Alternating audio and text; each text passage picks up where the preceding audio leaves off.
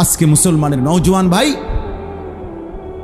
মুসলমানের মা বোন, কিশোরী যুবতী নারী, সবার জন্য কথা এটা, আমার জন্য। আজ আমাদের সবচেয়ে বেশি গুনাহ আমাদের নজরের গুনাহ।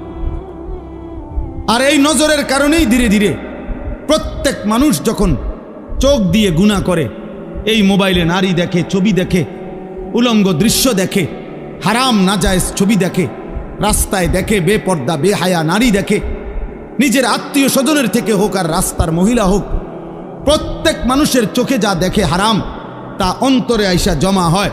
আর অন্তর থেকে ধীরে ধীরে পরিকল্পনা, প্ল্যান, প্রোগ্রাম বাড়াইতে বাড়াইতে বাড়াইতে বাড়াইতে একসময় লজ্জাস্থানের দ্বারাও জিনা এবং ব্যভিচারের গুনাহ হয়েছে। নাউজুবিল্লাহ, নাউজুবিল্লাহ, নাউজুবিল্লাহ। আজকে ছেলেরা, তোমাদের চেহারা দেখলে বোঝা যায় বাপ, মাত্র বয়স 18 বছর, চেহারার মধ্যে রসকস নাই। 16, 18, 20 বছরের ছেলেদের সাফা ভিতরে ঢুকে গেছে। তোমাদের চুল দেখলে বোঝা যায়, তোমাদের চেহারার বিমর্ষ ভাব দেখলে বোঝা যায় গুনাহ করতে করতে তোমরা ক্লান্ত, গুনাহ করতে করতে ক্লান্ত। অনেক ছেলে আছে, আমি তো জানি ভাই, আমার অনেক ছেলের সাথে সম্পর্ক আছে, শত শত ছেলের সাথে।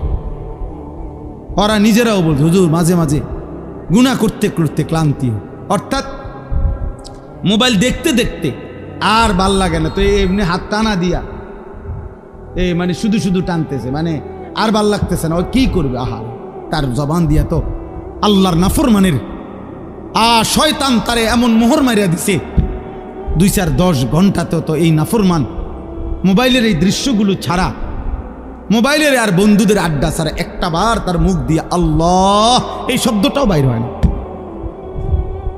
এই জানোয়ার সুখ পাবে কেমনে? এই হাইওয়ান সুখ পাবে কেমনে?